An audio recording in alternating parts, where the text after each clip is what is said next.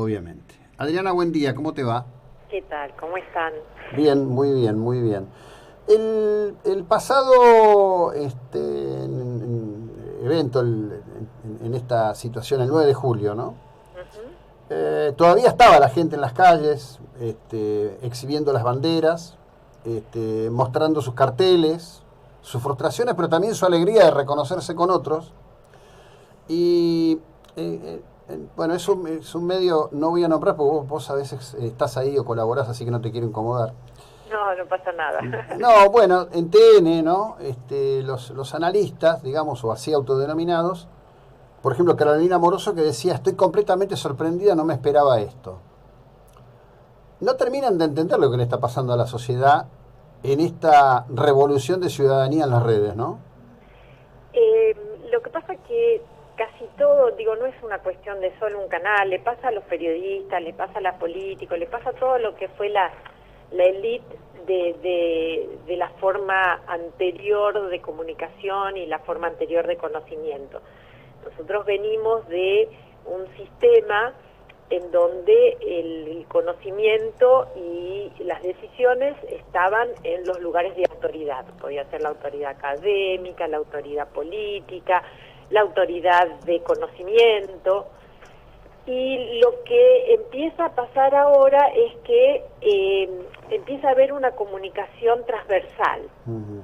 en donde la gente empieza a detectar su propia autoridad, que no siempre coincide con esa autoridad de la institución o con la autoridad clásica.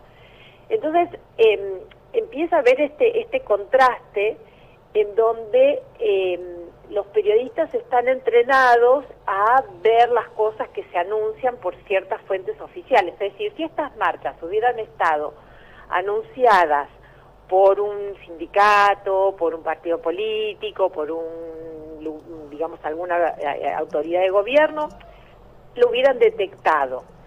Pero como les parecía que eran unos loquitos en las redes sociales que Mm. estaban convocando, dijeron, no pasa nada. De hecho, también ocurre que a veces no pasa nada. Digo, hubo cacerolazos previos convocados igual que no tuvieron ese eco.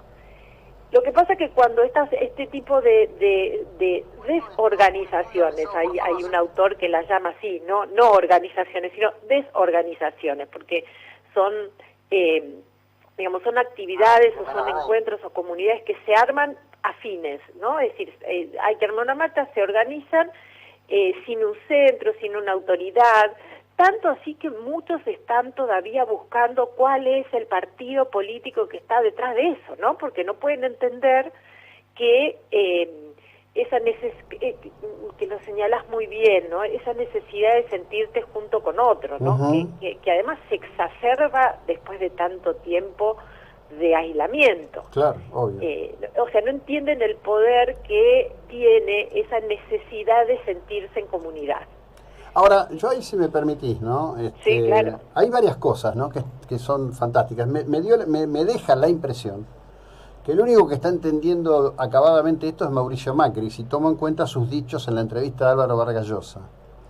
Bueno, convengamos que el PRO fue un partido que empezó a juntar esas, digamos, esas inquietudes, ¿no? Eh, lo que pasa que, insisto en esta idea, yo no creo que en estos tiempos haya que buscárselo un partido, porque también pasa que como, digamos, como no son orgánicos estos movimientos, también pasa que en un momento apoyan a un candidato, en otro momento no lo No, apoyan. perdón, quizás me expresé mal. Estoy hablando de no de apoyo, digo, de Sí, sí, entendimiento. sí, coincido con Hablo de comprensión del fenómeno. sí, claro, y de hecho eh,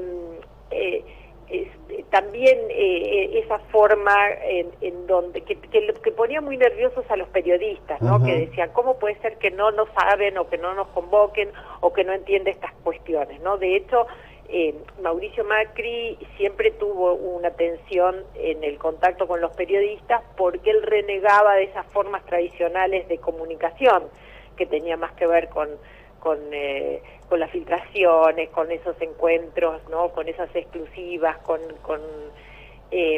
y creo que ahí también, en ese choque de culturas, también fue parte de su desacierto, ¿no? Sí, bueno, pero a ver, concretamente lo volvió a hacer, porque en definitiva reapareció a través de un canal digital, en una entrevista que se instaló a través de los medios digitales, cuando la tradición política en la Argentina decía que esto se hacía o por La Nación o por Clarín, ¿no? Sí, sí, de hecho muchos periodistas me preguntaron eso. La semana pasada me comentaban o intentaban buscar qué había pasado, cuando también además aparece otra cuestión, ¿no? Que es que esta deslocación que tienen los medios actuales, ¿no? Antes uno era muy dependiente del medio de la cercanía. De hecho, que nosotros hablemos frecuentemente, ¿no? Que que vivo en Buenos Aires, hable cada tanto con un medio de Mar del Plata, no era habitual, porque se suponía que la gente de Mar del Plata no tenía por qué saber quién era yo, ni a mí me interesaría, ¿no? Pero hoy hace que nuestros contactos más frecuentes sean con la gente que está más lejos. Y que de hecho en toda esta pandemia de la COVID, mucha de la información más valiosa nos viene de los medios que están afuera. Así es. De hecho, el reporte de las víctimas no nos vienen de los medios locales. Tenemos fuentes académicas de investigación a las que consultamos más allá de nuestros medios de cercanía. Entonces eso también genera un desafío a los periodistas que antes, por la propia cercanía, ya tenían asegurado cierta circulación de información.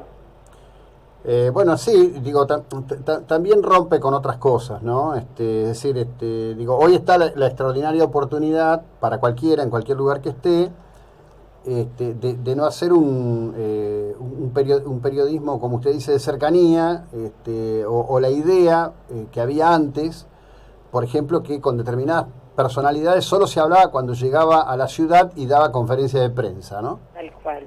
Bueno, todo eso, yo creo que, bueno, por lo menos en este espacio de radio hace mucho tiempo que eso no ocurre, pero digo, al margen de esa cuestión, a veces me asombra que el proceso esté evolucionando tanto y medios y colegas sigan actuando de atrás y enojándose con la ciudadanía y las audiencias por el tipo de respuestas que reciben.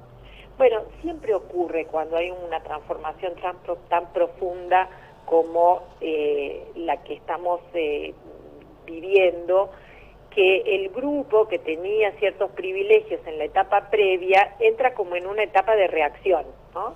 En donde ante la inminencia de los cambios, su primera reacción es aferrarse mucho más a lo del pasado, ¿no? Sí. Y de hecho se vuelven grupos conservadores, como está pasando con los grupos progresistas. Digo, esto no solo le pasa a los periodismos, no, claro. Los grupos que solían ser vanguardia de pensamiento y de liberalidad en cuanto a las ideas, hoy se han vuelto moralistas. Pero creo que justamente porque entienden que las vanguardias ya no son ellos. Y ante esa decepción toma el movimiento del otro como un insolente, cuando hace un tiempo eran ellos los insolentes, ¿no? Sí. Es como que perdieron ese privilegio de la insolencia, que hoy además tiene este factor adicional, que es que no la puedo ubicar desde las etiquetas de la ideología o de los grupos sociales que teníamos hasta hace poquito. Claro que sí. Adriana, como siempre, gracias por el tiempo que nos dedica y la ilustración al respecto de los temas, es muy amable. Un placer enorme, gracias, saludos a su audiencia. Hasta luego. Bueno, a quien escucharon es Adriana Amado, que es una experta en estos temas.